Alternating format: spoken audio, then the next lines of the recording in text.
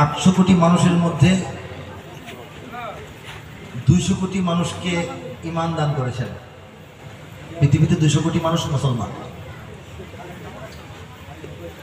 কিন্তু এই ঈমানদার 200 কোটি মানুষের মধ্যে অতি অল্প সংখ্যক মানুষকে আল্লাহ পাক সুখে দুঃখে উত্থানে পতনে ভালোয় মন্দে হাসিতে কান্নায় আনন্দে বেদনায় সর্বাবস্থায় আলহামদুলিল্লাহ বলার তৌফিক খুব অল্প মানুষকে দিয়েছেন।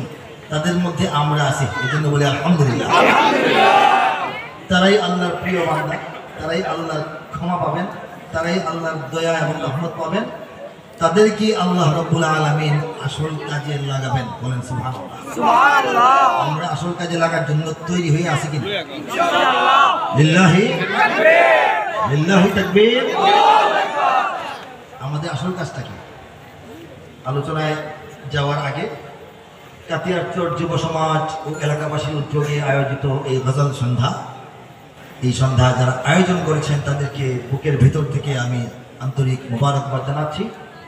যারা অনেক কষ্ট করেছেন, বিভিন্নভাবে সহযোগিতা করেছেন, টাকায় পয়সায় শ্রমে ঘামে টেনশনে, সবাইকে আমি তাদের জাযায়ে খায়ের যেন আল্লাহ পাক দান করেন সেই দোয়া অন্তর থেকে করছি।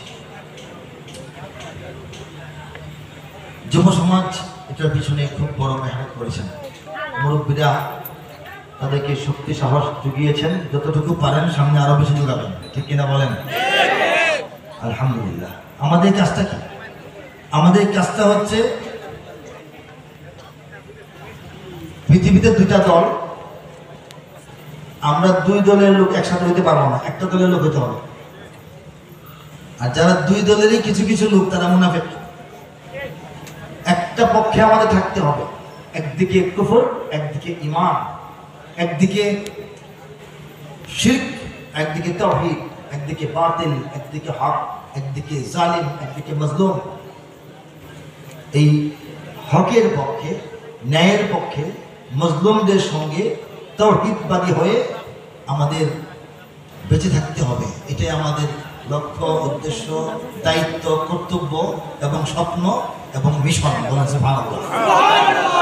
এই কাজটা করতে গিয়ে আমরা জেলে গেলে যেতে হবে, দুঃখ পেলে পেতে হবে, গুলি করলে গুলিটা খাইতে হবে, বোমা মেরে এই জায়গার মাটি সহ উল্টায় ফেললে আমাদের উল্টে যেতে হবে।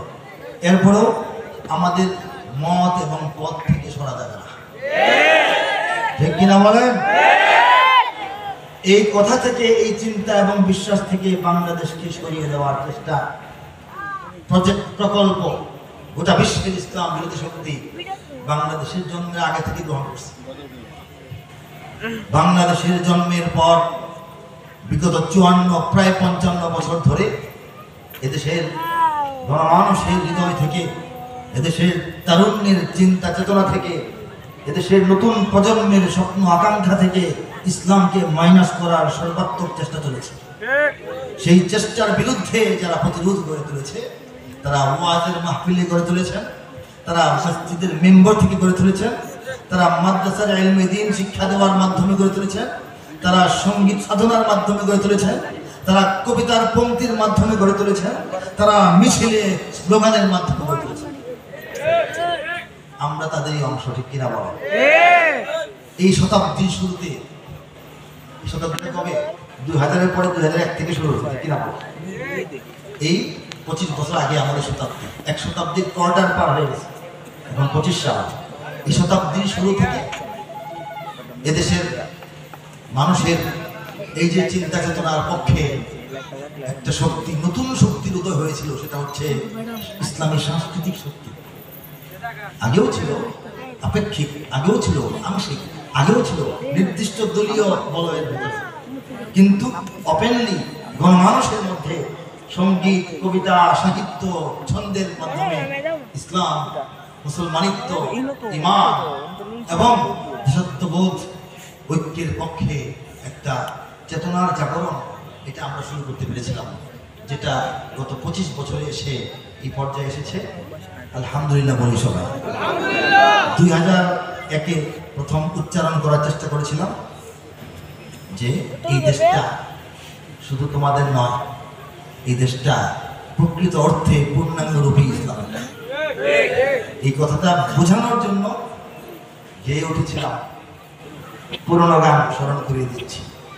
এদেশে আল্লাহু আকবরের সুরে সূর্য ওঠে, এদেশে আল্লাহু আকবরের সুরে সূর্য ডোবে, এদেশে আল্লাহু আকবরের সুরে সূর্য ওঠে, এদেশে আল্লাহু আকবরের সুরে সূর্য ডোবে।